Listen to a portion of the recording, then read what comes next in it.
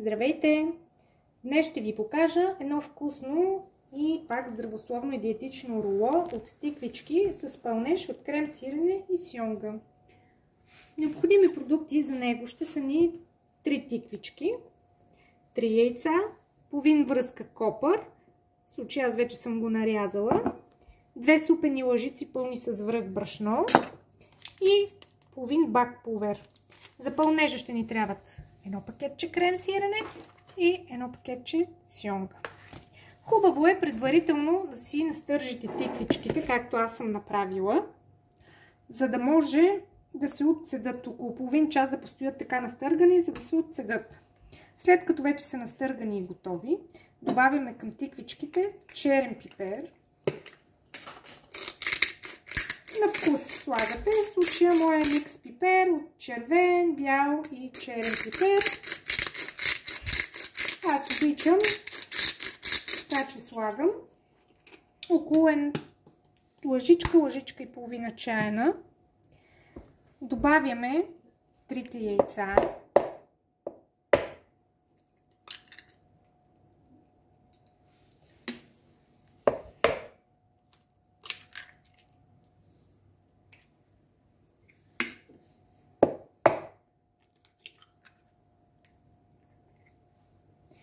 След това добавяме копъра.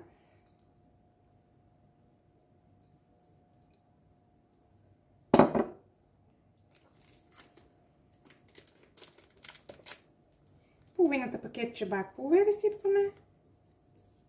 Тази рецепта е много лесна и много вкусна. В същото време и здравословна. Добавяме и 2 супени лъжици с брашно. Който желае, може да го направи и без брашно. Също става блата. Това са продуктите, които смесваме и разбъркваме, размачкваме с ръце по-скоро, за да се умешат, да станат хомогенна смес за блата. Продуктите, които ще използваме за блата. Вижте, размешваме го хубаво и то става една гъста смес.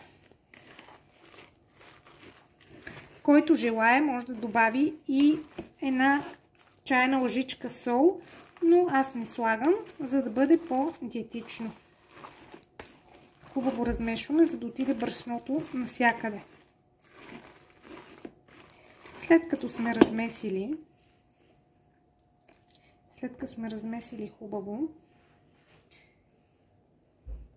се измиваме и взимаме тавата, която ще ни е необходима да изсипем сместа за блата. Това е тавата от печката, която е. Слагаме един лист хартия, незалепваща, и изсипваме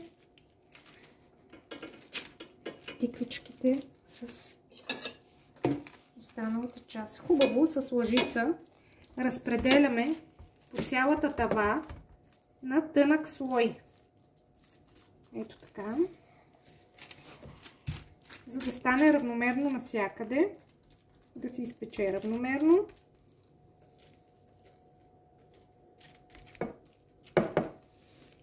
Ето така. Хубаво го разпределяме.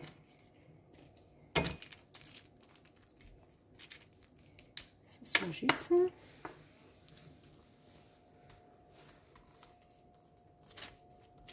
Наистина трябва да е навсякъде равномерно, за да може да се изпече еднакво от всякъде.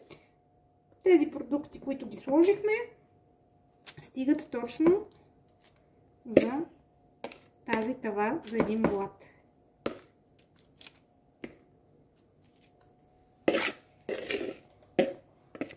Ето тук малко. Ето така изглежда разпределената смес в тавата. След като сме готови, слагаме блата в фурната да се изпече на предварително загрята фурна на 200 градуса за около 15-20 максимум минути. Ето, че нашия блат вече е готов. Вижте, с златист загар. Сега ще го обърна върху една дъска, за да мога след това лесно да го навия. Ще вземем дъска. Долу съм сложила под нея пак хартия и слагам дъската върху тавата. Взимам си ръкавичките. Момент само.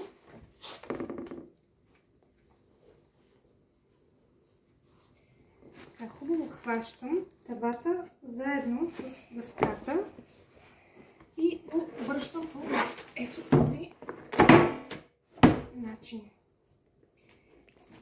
Махаме тавата и ето го рулото. Това е готовия блат вече. Лекичко, много внимателно отлепваме хартията, за да не се скъса блата. Първо по краищата.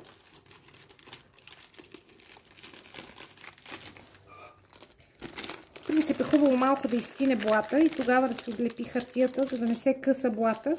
Но аз сега, за да ви покажа, ще го отлепя, докато още е горещ. Отлепваме лекичко. Лекичко. Не се скъса, тук е много вече, това не е нищо. Така, след като блата, махнахме хартията на блата, започваме с кремата сирене да намазваме по целия блат, тънък слой, за да ни стигне едно крем сирене. Горе-долу го разпределяме. То малко топля блат даже се разтопява и по-лесно се маже. Ето така.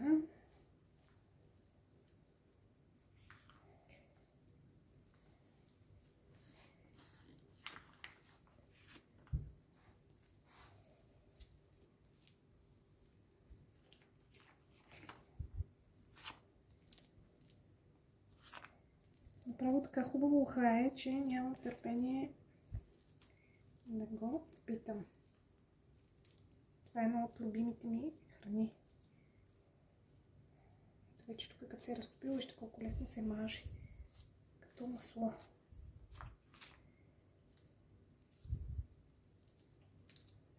Хубаво навсякъде разнасяме.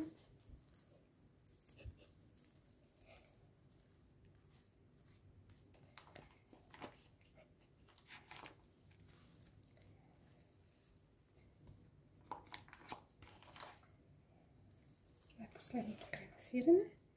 Сега размазваме за последно хубаво, за да може да отиде по целия блат.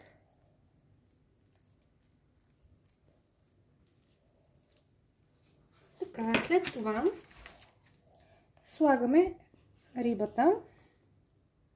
Рибата слагаме. Така, пак предварително разкъсана на парченца. Разпределяте по целия блат. Едно пакетче е напълно достатъчно. Някой, ако обича с много риба, може и 2 пакетчета да сложи. Аз слагам винаги по едно.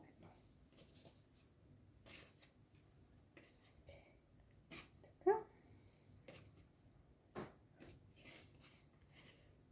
След като сме вече сложили и рибата, остава само да го навием самото руло. И ето така леко с хартията навиваме и прилепваме.